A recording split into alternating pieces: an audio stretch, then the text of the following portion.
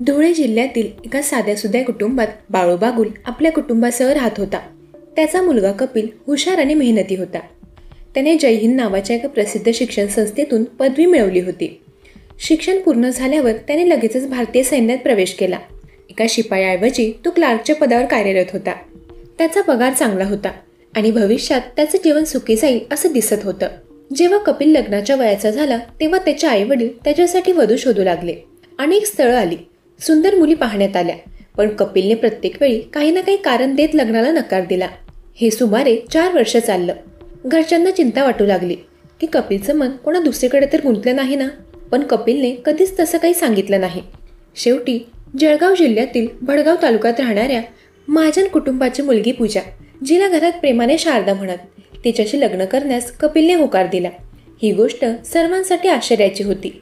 कपिल फक्त BA pass होता, पण शारदाने BSc आणि B.Ed दोन्ही केले होते. ती शिक्षणात कपिलपेक्षा कितीतरी पुढे होती. तरीही कपिलच्या होकाराने दोन्ही कुटुंबांमध्ये आनंदाचं वातावरण पसरलं. 2010 साली दोघांचे लग्न धूमधडाक्यात झालं.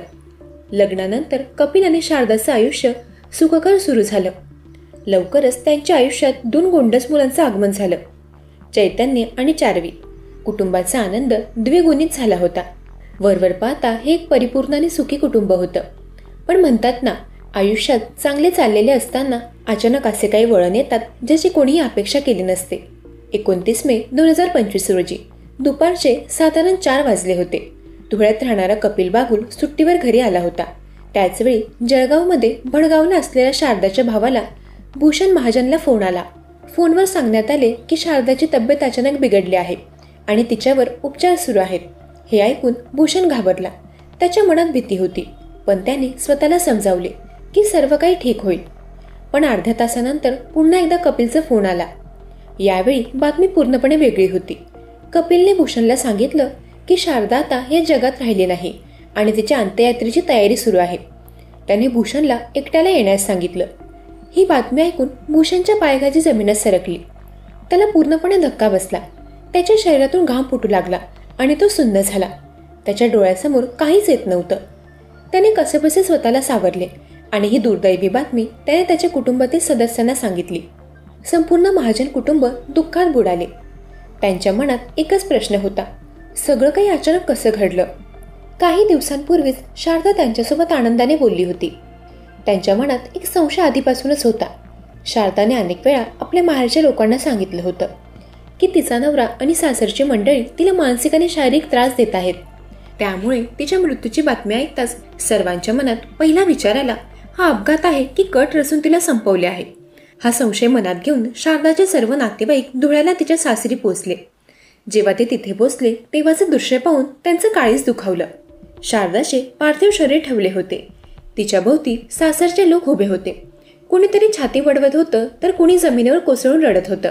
पण रडता रडता जेव्हा त्यांनी शारदाच्या शरीराकडे लक्षपूर्वक पाहिलं तेव्हा त्यांच्या पायाखालची जमीनच सरकली. तिचे शरीर काळे पडले होते. संपूर्ण शरीरावर मारहाणीचे निशाण होते आणि सर्वात भयानक गोष्ट म्हणजे तिच्या डोक्यावर एक खोल आणि भयंकर जखम होती. हे स्पष्टपणे दिसत होतं की हा सामान्य मृत्यू नाही. शारदाच्या माहेरच्या लोकांना खूप राग आला. त्यांच्या मनात कपिल आणि त्याच्या कुटुंबाला धडा शिकवण्याची इच्छा निर्माण झाली. पण त्याचवेळी एक नवीन नाट्य सुरू झाले. कपिलने स्वतःला अस्वस्थ वाटत असल्याचं सांगून एका खासगी रुग्णालयात ॲडमिट करून घेतलं. हळूहळू त्यांचे इतर सर्व नातेवाईकही तिथून निघून गेले. या प्रकारामुळे शारदाच्या माहेरच्या लोकांना खात्री पटली की हा मृत्यू नैसर्गिक नाही. त्यांनी तिच्या मुलांबद्दल विचारले तेव्हा त्यांना सांगण्यात आले की कपिलने त्या दिवशी दुपारीच मुलांना संभाजीनगरला त्यांच्या नातेवाईकांकडे पाठवले होते. हा मुद्दा कोणाला समजला नाही.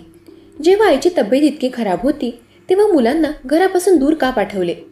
थोडी चौकशी केल्यावर धक्कादायक माहिती समोर आली. शारदाचा मुलगा चैतन्य आणि मुलगी चार्वी या दोघांनीही आपल्या आईला मारहाण होताना बघितलं होतं. याचा अर्थ ते दोघे या संपूर्ण घटनेचे साक्षीदार होते. त्यामुळेच कपिलने घाईघाईने मुलांना संभाजीनगरला पाठवले होते, जेणेकरून त्यांना काही विचारण्याआधीच तिथून दूर करता येईल. हा संशय आणखीनच वाढला जेव्हा शारदाच्या नातेवाईकांनी माहिती काढली. कपिलने शारदाला उपचारासाठी धुळ्याच्या गणेश हॉस्पिटलमध्ये दाखल केलं होतं. जेव्हा तिच्या माहेरचे लोक हॉस्पिटलमध्ये पोहोचले तेव्हा कर्मचाऱ्यांनी सांगितलं की जेव्हा शारदाला हॉस्पिटलमध्ये आणले तेव्हा ती आधीच मृत होती. हॉस्पिटलमधील कर्मचाऱ्यांनी सांगितलं की तिच्या तोंडाला फेस येत होता आणि शरीरावर मारहाणीचे निशाण होते. डॉक्टरांनी कपिलला स्पष्टपणे सल्ला दिला होता की हे प्रकरण संशयास्पद आहे आणि मृतदेह सरकारी रुग्णालयात पोस्टमॉर्टमसाठी पाठवावा, पण कपिलने तसे केलं नाही. या घटनेनंतर कपिलने मृतदेह घरी नेला आणि आपल्या नातेवाईकांच्या मदतीने अंत्यसंस्कार करण्याची योजना आखली. त्याचा उद्देश स्पष्ट होता, पुरावे नष्ट करणं. परंतु या सगळ्या बाबी लक्षात आल्यानंतर शारदाच्या माहेरचे लोक देवपूर पश्चिम पोलीस स्टेशनला पोहोचले आणि त्यांनी पोलिसांना सर्व हकीकत सांगितली. पण पोलिसांनी सुरुवातीला हे प्रकरण नैसर्गिक मृत्यूचं असल्याचं सांगून गंभीरतेने घेतलं नाही. शारदाचा मृतदेह शवविच्छेदनासाठी सरकारी रुग्णालयात पाठवण्यात आला आणि अहवाल येईपर्यंत अंत्यसंस्कार केले जाणार नाहीत असा आदेश देण्यात आला. त्यामुळे कुटुंबियांना अंत्यसंस्कार थांबवावे लागले. पोलिसांनी तपास सुरू केला आणि एक एक करत अनेक धक्कादायक आणि संतापजनक गोष्टी समोर आल्या. जेव्हा कपिल धुळ्याच्या जयहिंद कॉलेजमध्ये शिकत होता तेव्हा त्याच कॉलेजमध्ये प्रज्ञा कडिले नावाची एक मुलगी शिकत होती. तिने BSc आणि MBAचे शिक्षण घेतले होते. कॉलेजच्या दिवसातच कपिल आणि प्रज्ञा यांच्यात प्रेम संबंध जुळले होते. दोघांनी एकमेकांशी लग्न करण्याचे वचनही दिले होते. पण शिक्षणानंतर कपिल भारतीय सैन्यात भरती झाला. इकडे प्रज्ञावर लग्नासाठी दबाव येऊ लागला. घरच्यांच्या हट्टापायी तिचं लग्न तिच्या मर्जीविरुद्ध दुसऱ्या मुलाशी झालं. प्रज्ञाचं लग्न होईपर्यंत म्हणजे 2007 पर्यंत कपिल आपल्या लग्नासाठी आपल्या स्थळांना टाळत होता. पण जेव्हा त्याला कळले की प्रज्ञाचं लग्न झालं आहे तेव्हा त्यानेही शारदाशी लग्न करण्याचा निर्णय घेतला. दोघेही आपापल्या आयुष्यात पुढे गेले. पण सुमारे 5 वर्षांपूर्वी एका कार्यक्रमात कपिल आणि प्रज्ञाची पुन्हा भेट झाली. त्यानंतर जेव्हा कपिल सुट्टीवर यायचा तेव्हा तो आणि प्रज्ञा एका लॉजमध्ये भेटत असत. त्यांच्यात शारीरिक संबंधही सुरू झाले. ही गोष्ट हळूहळू शारदाला कळू लागली. जेव्हा प्रज्ञा आणि कपिलच्या संबंधांची कुणकुण लागली तेव्हा घरात वादविवाद सुरू झाले. कपिलने शारदावर घर बांधण्यासाठी बाहेरून पैसे आणण्यासाठी दबाव टाकायला सुरुवात केली आणि इथूनच तिचा छळ सुरू झाला. एकीकडे कपिल शारदावर अत्याचार करत होता तर दुसरीकडे प्रज्ञा आपल्या नवऱ्याला मानसिक त्रास देत होती.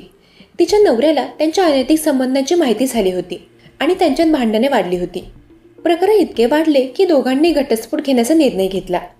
कोर्टात प्रकरण गेले आणि इथे 1-2 महिन्यात प्रज्ञाचा घटस्फोट होणार होता.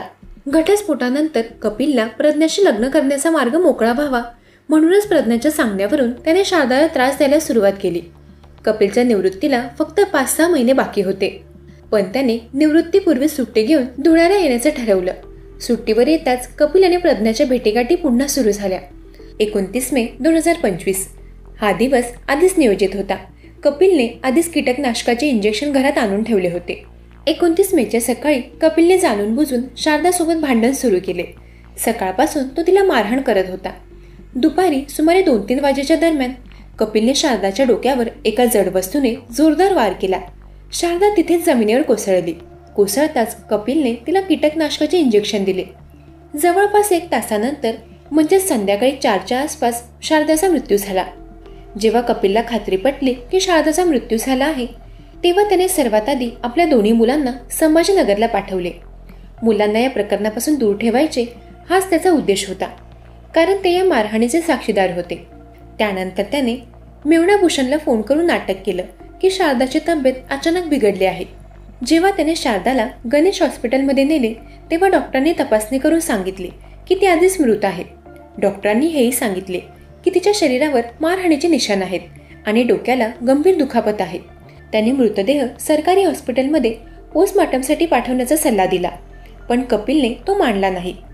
कपिल तो मृतदेह घरी घेऊन आला आणि पुरावे नष्ट करण्याच्या उद्देशाने अंत्यसंस्काराची तयारी सुरू केली. पण तोपर्यंत शारदाच्या माहेरचे लोक मोठ्या संख्येने तिथे पोहोचले होते. त्यांनी शारदाचा मृतदेह पाहिला आणि त्यांना खात्री पटली की हा मृत्यू नसून हत्या आहे. त्यांनी त्वरित पोलिसांना फोन केला. पोलिसांनी तपास गतिमान केला आणि कपिल व प्रज्ञा यांच्यातील सर्व रहस्य बाहेर आले.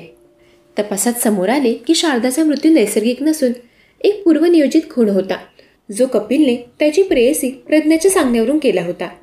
वरिष्ठ अधिकाऱ्यांच्या मार्गदर्शनाखाली आरोपी विरुद्ध अमानवी हत्या आणि पुरावे नष्ट करण्याचा प्रयत्न केल्याबद्दल गुन्हा दाखल करण्यात आला.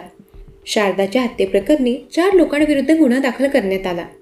तिचा नवरा कपिल बागुल, सासरा बाळू बागुल, ननंद रंजना आणि कपिलचे प्रेयसी प्रज्ञा कडिले या सर्वांवर हत्येचा आणि पुरावे नष्ट करण्याचा गुन्हा दाखल करण्यात आला आणि पोलिसांनी चौघांनाही अटक केली. न्यायालयाने या 4 आरोपींना पोलीस कोठडीत पाठवले आहे आणि तपास सुरू आहे. या क्रूर हत्येनंतर समाजात संतापाची लाट उसळली आहे. एका निष्पाप महिलेला केवळ यासाठी मारण्यात आले कारण तिचा नवरा त्याच्या लग्नबाह्य अनैतिक संबंधांना पुढे नेऊ इच्छित होता, परंतु बायकोला ते मान्य नव्हतं.